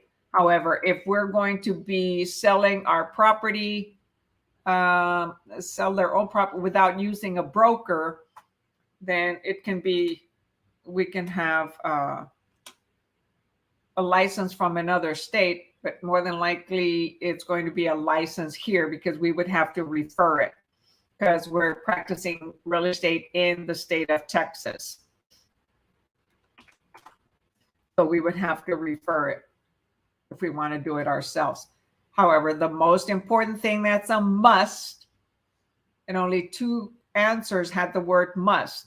So must disclose the name, address, and telephone number of the broker, or must disclose to the buyer that we hold a real estate license. Yes, that is absolutely the correct one. Number 101. Which of the following is a statutory authority given to TREC, Texas Real Estate Commission? A license and regulate developers of condominium communities. B, inspect and accredit providers of acceptable education programs who provide pre-licensure real estate education. C, to regulate the work of appraisers who perform appraisals for loans that are federally related. Or D, regulate the size, duration, frequency, and medium for ads promoting real property offered for sale.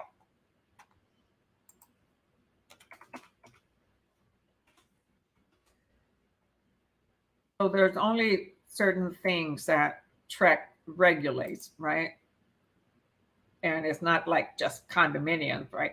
It's regulating the individuals they license.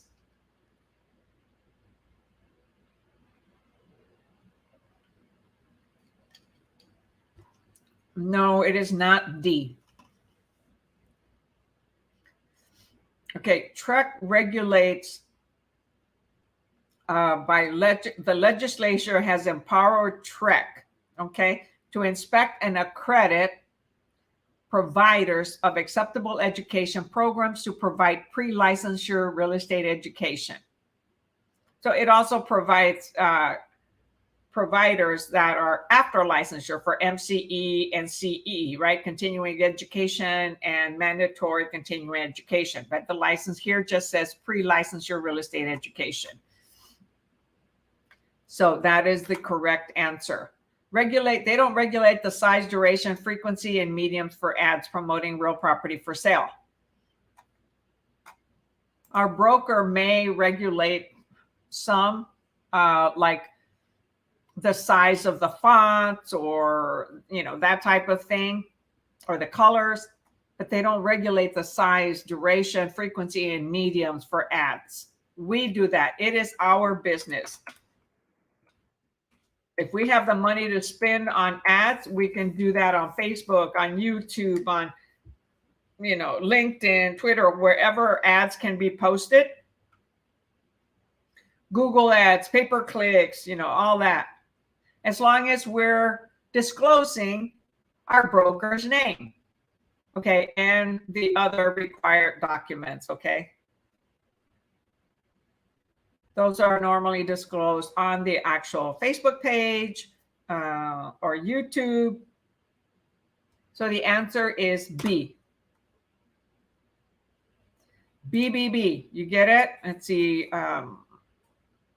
Cindy, you answered D. And yeah, they don't regulate ads.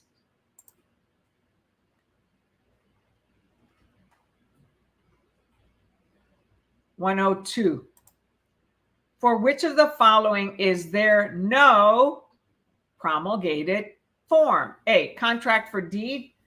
B, lease for 60 days of occupancy by seller after closing. C, sale of an unimproved residential building lot. Or D, addendum to establish terms and conditions of a seller financing addendum arrangement. Excuse me. So which one is not a promulgated form?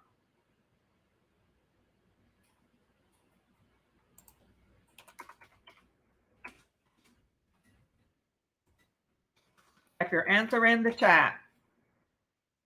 And anyone who just came on to the live, we are doing Texas state questions. We did national questions that apply to all 50 states at the beginning of class till about a little after 7. No, it is not D. We do have an addendum for seller financing. What we don't have is a contract for deed. Okay, that's like selling land on a land contract. A contract for deed, we do not have a promulgated form. We have a seller financing form, which allow for a seller to go with an attorney or the attorneys at the title company, right? And create the land contract or contract for deed, meaning they keep the deed. So the answer is B. I'm sorry, the answer, A. No contract for deed. We do have 60 days occupancy to lease it, but for a seller, for a buyer, unimproved residential building, we have a contract for that. We have commercial contract, condominium contract, new construction contract, improved residential land, and we do have the seller financing arrangement addendum that becomes part of the actual contract. All right, number 103. So let's see, you guys answered C and D. Yeah, no, we do have sale of unimproved building, okay? Residential building lot, unimproved lot, okay? So when it says unimproved, it has to do with land, acreage, or a lot. And then someone answered D, I think Lisbeth, and we do have a seller financing addendum. All right, so we have B, C, and D. Number 103. Sam and Sally are occupying an apartment on a month-to-month lease with rent due and payable on the 15th day of each month. How much notice must they give their landlord to terminate their tenancy at will? Definition, vocabulary, tenancy at will. A, 30 days unless otherwise stipulated in the rental agreement. B, 1 month plus 15 days. C, 1 month plus 30 days. D, since it is a tenancy at will, no notice is required. So I will say this, a notice is always required. Okay. People want to know that you left or you need to leave.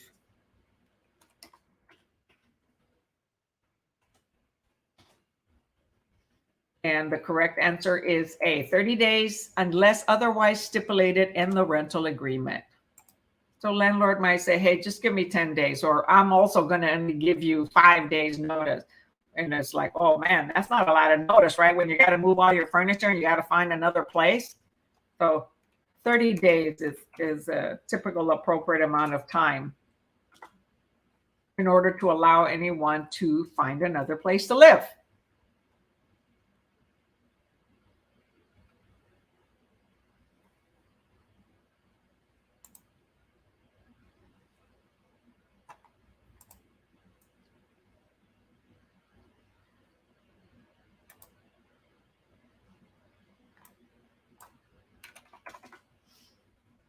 Okay, number 104. Yep, okay. Which of the following is true? Oh, so Lena, you also answered C. So now go back and review those, okay? Which of the following is true when an applicant for licensure has failed to pass the competency examination when the prescribed 6 months? Okay, we now have a year. Remember I said some of these are outdated? We now have 12 months, okay, in order to pass our 3 times. Okay, if not, you got to take another course and reapply. So which of the following is true when an applicant for licensure has failed to pass the competency exam within the prescribed 12 months? A, the applicant must petition the TREC Commission for an extension. B, the applicant may exercise a 3-day grace period to retake the exam. C, the applicant may submit a new application with no additional fees. Or D, the applicant must submit a new application meeting all current requirements. So I'm going to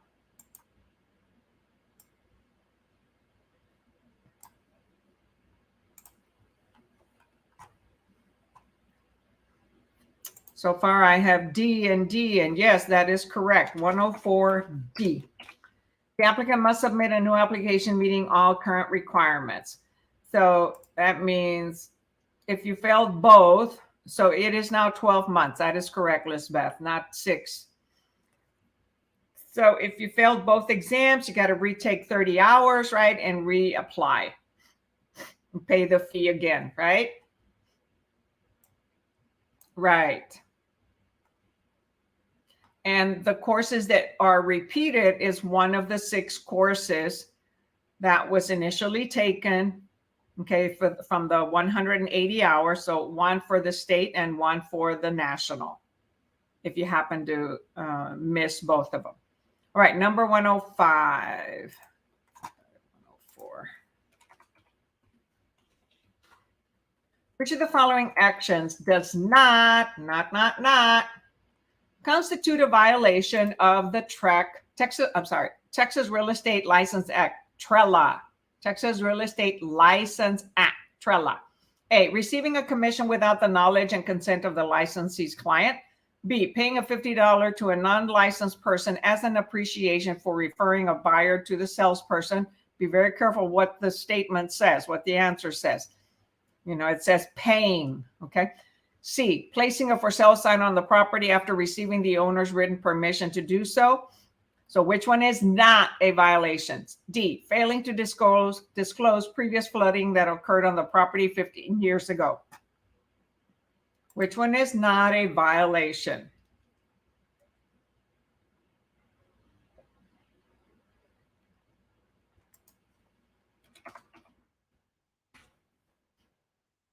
Type your answer on the chatty chat.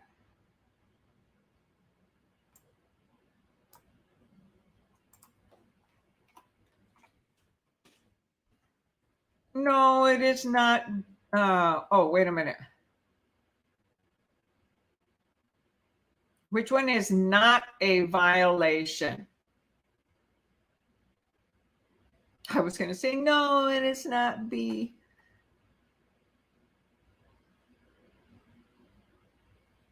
C. Yeah, oui, monsieur. That's right. C. Okay. C says placing a for sale sign on the property after receiving the owner's written permission. That is not a violation. A, receiving a commission without the licensee's client's consent. That's a violation. Paying $50. No, we don't pay. We gift $50, a gift card or an actual gift. And then D, failing to disclose previous flooding. That's a violation when we know about it. So the only one that's not is they have written permission to put up a sign on the property. That is not a violation. Wrong answer. Yep. Okay, you got it.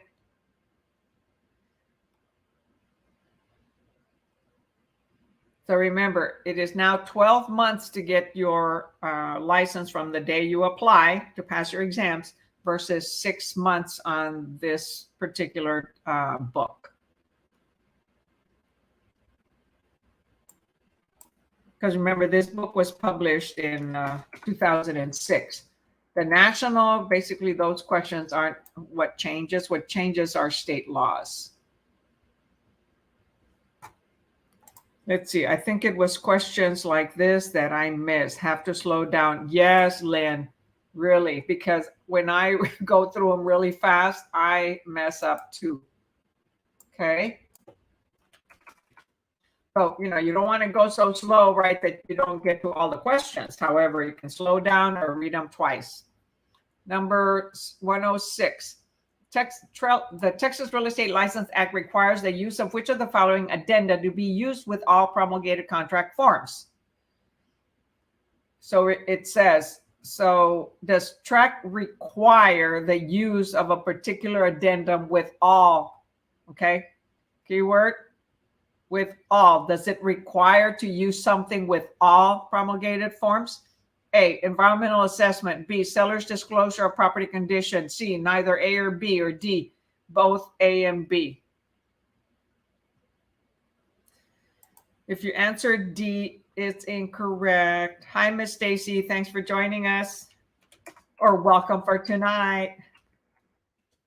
The answer is actually C, neither A or B. It does not require a seller's disclosure of property condition on all promulgated contracts. Because remember, it could be a piece of land.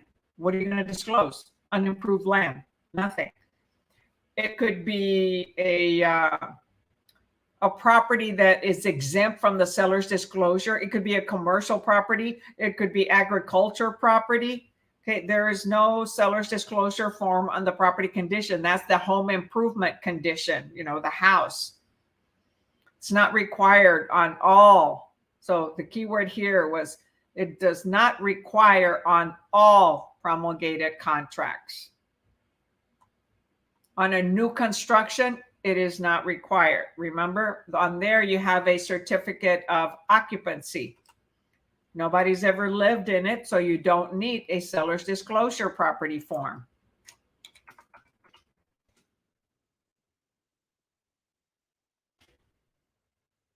You might have been thinking neither A or B, Lisbeth, versus D, because not all properties have environmental assessments. In fact, the majority of them don't.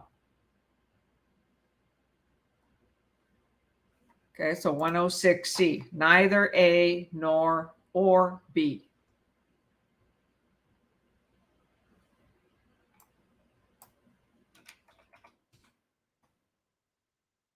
Y'all got that? You got that, Lisbeth? All right, number 107. In Texas, real estate brokerage fees or sales commissions are what? A, negotiated between the client and the broker. B, negotiable up to the maximum amount set by the Texas Real Estate Commission, known as TREC. C, determined by the local association of realtors.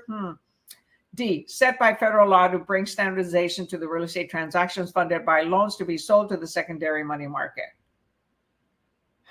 Real estate commissions.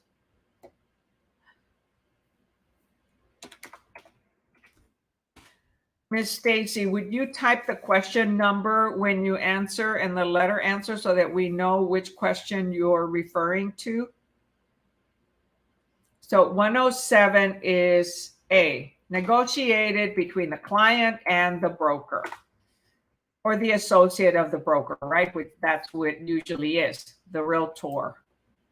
And remember that the word realtor is 2 syllables, real and tor. Realtor, not realtor. Okay, so the answer is A, negotiated between the client and the broker. There is no monopoly, which would be caused by D. Okay. It's not determined by our local MLS. Okay. No, the MLS is a third party, okay, neutral third party that just takes our property listings, and they control how the listings are uploaded, and they are uploaded according to the requirements of property descriptions.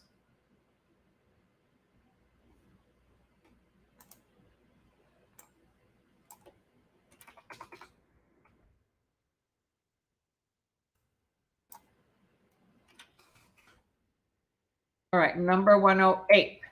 Y'all get that? Remember, no monopoly. It's between the agent and the client, or the broker and the client. The broker and the client, okay? Because all listings and all contracts belong to the broker. However, we as the associate for the broker, when we're a realtor, are the ones that are doing the negotiation following the standards of the brokerage. Like they might say, we don't accept anything less than 2%, because what? We need to get paid, right? We're doing a business, making a living here. We don't do real estate for free. Okay, good, Miss Stacy. Thank you. Number 108, the Texas Homestead Law provides a reduction in ad valorem tax liability on a principal residence for all but which are the following individuals? A single parent who owns and lives in a duplex. B, a married couple who own and occupy a luxury condominium unit.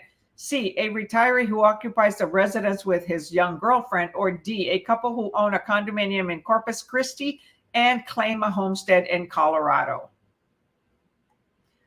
So all are true except for one.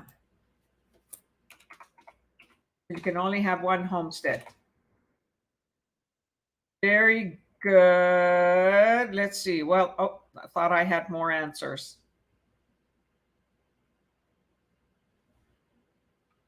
So type your answer in the chat. Quickie. Quick. Yes, 108D. Very good. Lisbeth, Cindy, and Lynn. Awesome. All right, number 109.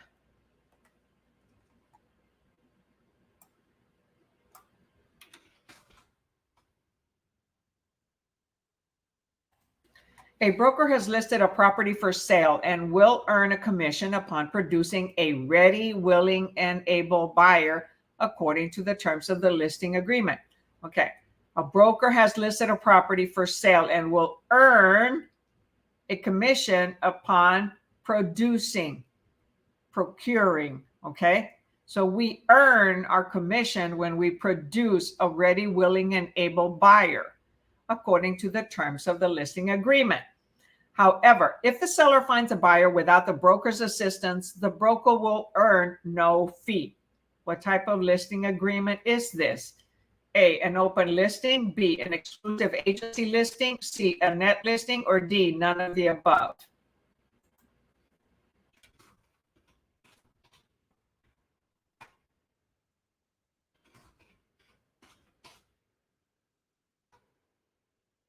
Hey, type your answer in the chat. Come on. So far, we've got Cindy with B. And Lisbeth. Come on, there's quite a few of you on here. Okay, I'm moving on. The answer is B, an exclusive agency listing. Okay, because all the listings that we have, they're an exclusive agency listing. If we were to get paid a fee, okay, and whether the seller or we procured it, okay, it would be an exclusive right to sell listing, right? An exclusive right to sell listing. But this one says the broker will earn no fee if the seller finds the buyer. That it's an exclusive agency listing. We don't want to do those types of listings unless we have a long relationship with a repeat client and we know that they're going to pay us no matter who, and we trust them and they trust us. So no, Stacy, it's not none of the above. And Lynn, it's not C. A net listing is where there is the realtor will get paid. Okay, the broker will get paid no matter who brings the buyer, who procures the buyer, or who brings the buyer. Okay, produces a buyer, will earn the commission.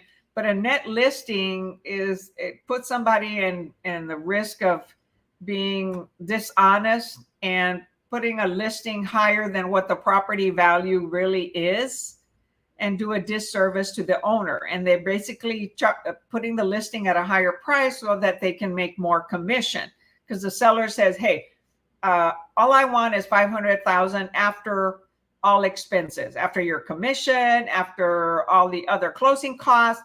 You can keep, if you sell it for $600,000 and the cost is only $50,000, hey, you keep the other $50,000, right? That is a net listing. But this one here is, they have an exclusive listing, but the realtor doesn't get any, the broker doesn't earn any commission if the owner brings the buyer. That is exclusive. Excuse me, exclusive agency listing. Go back and review your vocabulary. That's why I say I know when individuals need to study vocabularies when they don't get certain questions right. And don't feel bad. I screw up sometimes too. Okay. So you're not alone. Sometimes I forget the definitions, even though I've been doing this for a long time. 8 years. Yeah. Not on YouTube though. I've been doing it in person, and then on Facebook, and then on YouTube a year and a half ago. So what do I have it at? Oh.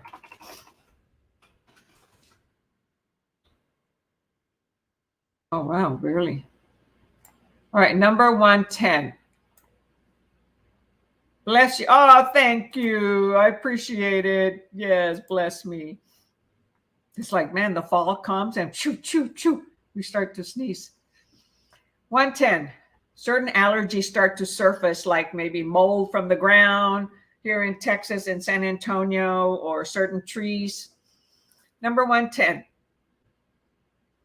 upon receiving and reviewing the statutory information about brokerage services, IABS, it's how it's abbreviated, a buyer decides that he does not want to sign a buyer representation agreement, and that he or she is willing to be treated as a customer. Which of the following would the licensee working with the buyer not be required to do? So it is not a fiduciary duty. Okay. So when we're working with a buyer, right? A, tell them about the flood that occurred last summer and flooded every house in the neighborhood that they're considering. B, advise them that they should consider having inspections performed on the structural and mechanical components of a house which they're considering. C, tell them that the seller is about to file for bankruptcy and must sell by next Tuesday, or the home will be posted for foreclosure. Or D, inform the buyer that the deed restrictions have just expired and that the city is holding hearings in preparation for a rezoning of the area. So which of the following would the licensee working with a customer, buyer customer, not be required to do? Awesome, ladies. We so far got TCC. Wee. Yes, the answer is C.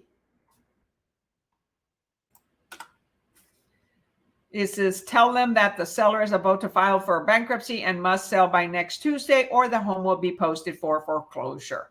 We only disclose that if we have written permission from the owner, and only to clients, not to customers. Okay. All right. So that was the end of this test. That was test number 1, exam number 1. Okay. On the Texas Real Estate Sales Exam 4th edition book. Okay. The book name is down on books that I use. It is also on my Facebook AgentPrep private group, the Facebook private group for AgentPrep. It's under guide number 3 under the tabs. There's one that says guide 3, or you can Google it. Just make sure that when you go click download that you're downloading this document and not a bunch of other crap that people will say they're letting you download this, but they're actually having you download something else. Be very careful. Okay.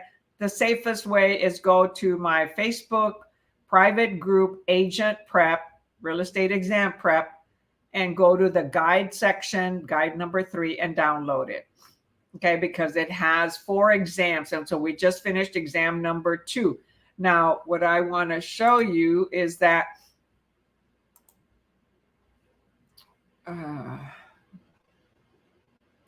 okay, after the exam, this page right here is awesome because it breaks down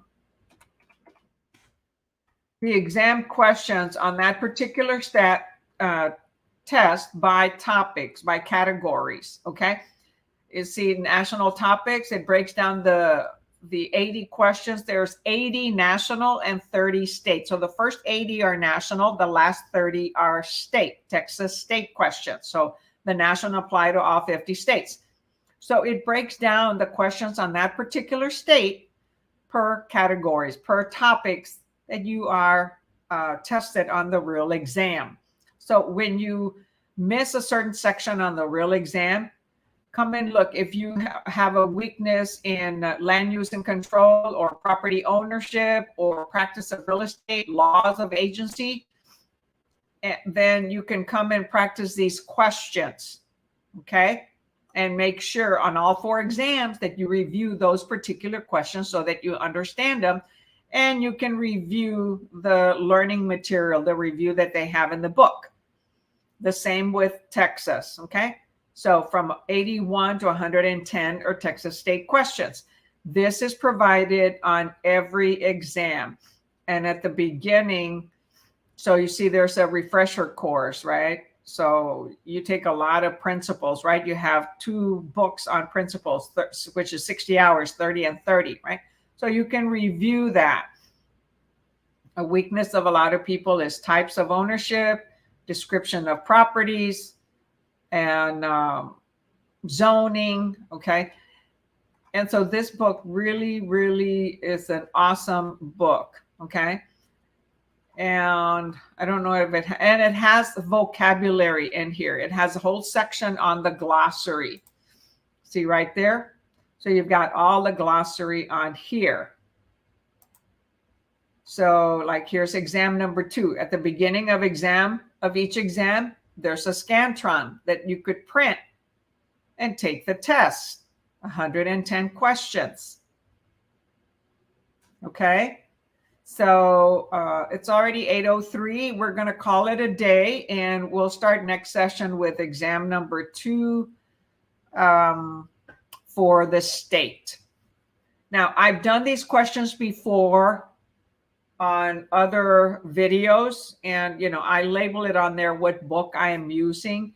So I've done the national and the state. Of course, we get through the state much quicker because there are only 30 questions. For the national, it takes more videos. It's done 80. I've used this book since my students referred it to me in 2014 or 15. Okay. And it's been one of the best books. The next ones that I have found that are excellent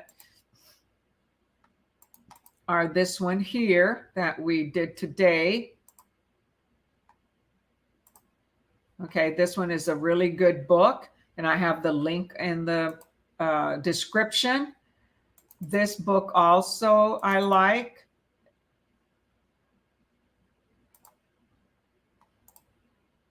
Practice test. It has, I think, also 4 practice tests, 600 total questions. And I'm not sure if they do it for all 50 states, but they do it for quite a few states. And this particular book, let's see here, table of contents. It gives you a review of the practice test so that you can review it before you actually take it.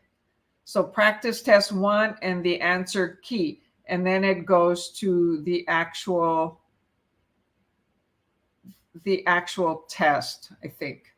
And then it tells you a little bit about finding a broker, interviewing, and such. And then which other one have I used? I've also used this book, 21 Texas View Real Estate Pearson View, okay, questions and exams. And oh no, this is the book that has the study section, okay? It'll have the study section and the math, and then it'll have the test section. So first it helps you how to go along and study for it. So it gives you the question and the answer immediately after it. And then after you do the study, and that also has vocabulary, right? Then you can go to the test section, and the test doesn't give you the answers, okay? So you could practice first and then do the answers.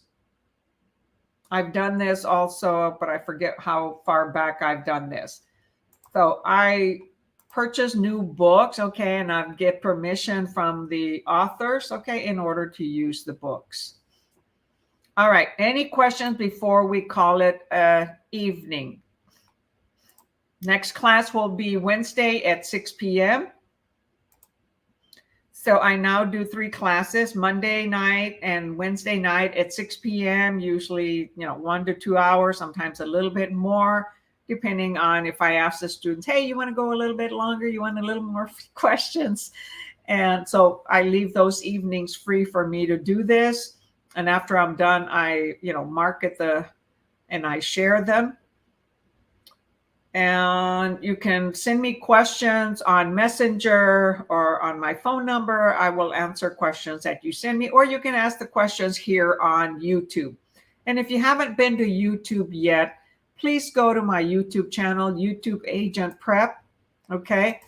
And tap that subscribe button, click that little bell so you're the first to get notified every time I go live, and like this video if you found it useful, okay?